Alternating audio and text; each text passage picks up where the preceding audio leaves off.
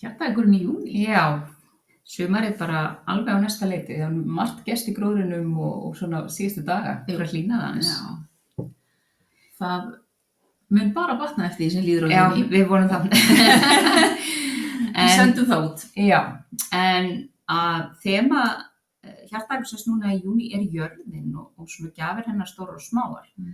Og ástæðan fyrir því að þetta þema kom upp, eða eitt af því fyrsta sem kom upp í miðluninu þema var að þegar við sálin okkar ákveður að koma í jarðvist í fyrsta skiptið, að þá gerir hún ákveðin samning við móður jörð, svona gagnkvæmna samning það hvernig sálin ætlar að hjálpa jörðinni og þá á móti hvernig jörðin ætlar að hjálpa sálinni. Þetta hafði ég aldrei heyrt áður og mér fannst mjög forvitnilegt.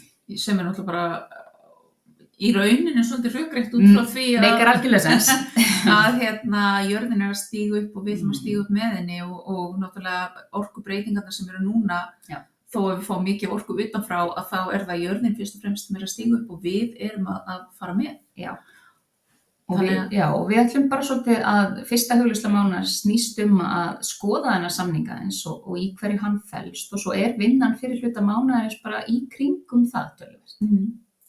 Við ætlum að vinna með Ísis, hlýðjunni Ísis sem er spennandi að vinna með. Já. Mikill skemmtilegu kraftur með henni. Já, hún er mjög tengd jörðinni. Já.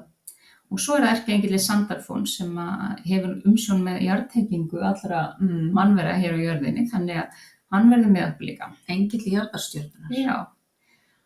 Og það verður bara mjög spennandi að fá að heyra í hverju samningarnir ykkar felast og þá líka bara á hvaða hátt hafið þið uppfyllt samningarna og hvað getum við gert betur þegar við uppfylla samningarna okkar og hvað erum við að fá í staðinn, eða hvað vill jörðin bjóða okkur í staðinn sem við erum kannski ekki að taka á móti. Það verður mjög spennandi að skoða þessa tengingu við jörðina og svona einmitt þessar samningar, það er alltaf mjög áhugavert að skoða þessar samninga og hvar við erum stödd og allt það með þá. Já. Og líka bara að skoða þessa tengingu okkar við jörðina og að veita henni athygli því að það er svo margt sem við getum lært af henni, það er svo margt sem við getum gert líka frá okkur fyrir jörðina. Já. Og svo er náttúrulega, viljum við bara minna á að við verðum í Skotlandi allan fyrirpart júnímánaðar, þannig að í fyrri samverunni í júnímánuði verður hún Hrönn Friðriksdóttir með okkur og þar ætlar hún að vera með svona námskeið, getum við sagt, drauma. Já.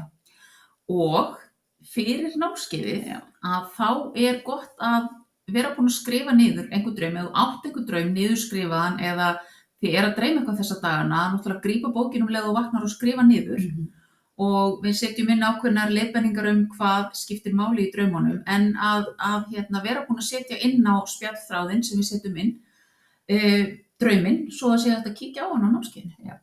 Og það verður kannski ekki, ef þið eru allar á fundi, þá er kannski ekki að kíkja 30 drauma. En Hrönn mun gerast allra besta til að kíkja á sem flesta og þetta verður án efa mjög skemmtilegt spjall drauma. Það er alltaf gaman að rýna í draumana. Já, þannig að þetta er það sem við ætlum að gera fyrirpart júnímánaðar og svo komum við aftur miðjan júní með myndband númer 2. Það sem við segjum frá seinniparti. En þangað til, bara njótið þess að tengjast jörðinni og að fara í spennandi rannsóknarleiðangur hver samningurinn ykkar við jörðina er. Og njótið sumarsins með náttúrunni alveg sama hvort það er kalt eða heldur. Gangi ykkur vel.